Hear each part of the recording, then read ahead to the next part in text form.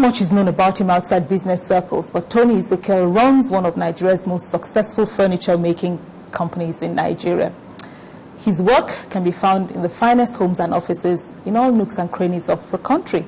And only recently, he was honored by the prestigious Oxford University, which named a seminar room after him, the first such honor for an African in the over 900-year history of that university.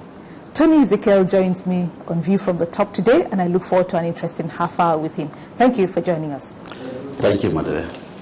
Now, first tell me what qualified you for the Oxford honor. Oxford University for 900 years have been training students, improving students, pushing them into the society to become successful. But here I am, a successful businessman. I brought experience to the four walls of the classroom. It shows the difference. And within a space of 2 years, I had done 5 applicable courses. Unprecedented in the history of that university. By an African, as a Nigerian, I excelled so well, and I was considered for that prestigious honor. A lot of people insinuated, they thought I built a building for Oxford University.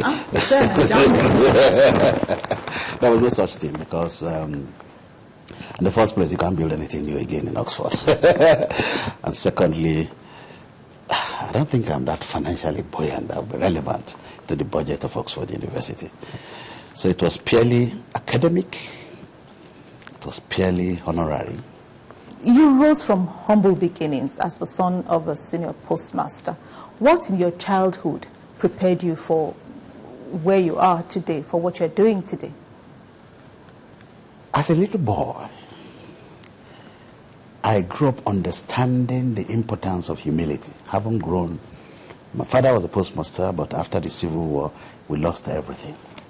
I've tasted how to go to school in a lovely Zephyr car those days. And I also experienced going to school without even shoes in the village of Sabangidaura. Having tasted the two lives as a young boy, I learned humility. And I learned pragmatism, a pragmatic approach to life. It has been my calling, has been a theme of my path, in the sense that, agreed, theory is important, but a pragmatic approach to any issue gives me that solution. I love to do things with my hands. I've always believed that, yeah, it's good to have the brain work, intelligence and everything, but it's also good to be practical in anything you do. So I try to combine both, because they say 2 is better than 1. And I also knew that I was very good in what they call the third eye, ability to see what others don't see in terms of space management, in terms of placement of things. As a little boy, I remembered very vividly when my mother would come into the boys' room. She said, you see, Tony's side is very clean, very well arranged. I was used to doing that a lot. Having graduated from university, I knew that the knowledge I had is formal. I knew that I needed to express myself with my hands. I started by attending trade fairs, a lot of trade fairs, from Birmingham to Atlanta to Italy to Spain, just attending trade fairs and seeing the trends of furniture manufacturing. Anything I do, I normally get formal training. So I went into training. And talking about formal training, you had a degree in mathematics, and you've ended up as a carpenter, so to speak. It's such a big transition. The application of that knowledge today gives me a cutting edge. The application of the knowledge you had in mathematics? Gives me a cutting edge, because dimensions are taken on a daily basis in production. Improvement of production process. Applied mathematics, what you call applied or pre-calculus ages. And creating statistics applies in the marketing strategy of anything you do. Taking records of the movement of demography, human movement, applies to our marketing strategy. So my background as mathematics has come to influence a lot of decisions I take. And honestly speaking, today, in measuring any space I find myself, I hardly use instruments. Just by eye contact, I could tell you what is 10 meters, I could tell you what's 9 meters, I could tell you up to as small as millimeters. So it has really come to play. And I relate a lot with architects and other professionals in terms of measurements.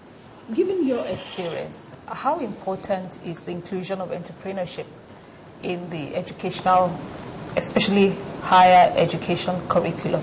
Experience. In my class, all the lectures I attended, one thing I was known for, I brought experience to class, like I said earlier on. And having experience and entrepreneurship in the practical form of it, in the field, the real sense of it, you tend to relate any marketing knowledge into the reality of the society as it affects the business.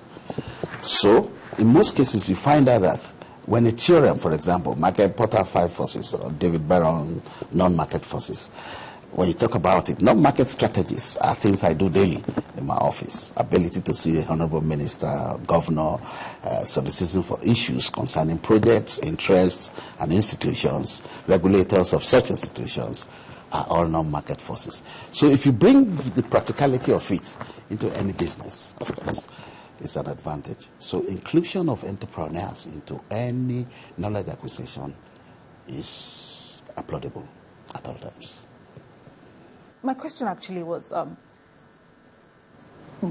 most of what is taught in universities, in polytechnics, is basically things that can be found in the books, and which sometimes end there, and we have hundreds of millions of graduates who are out there looking for work.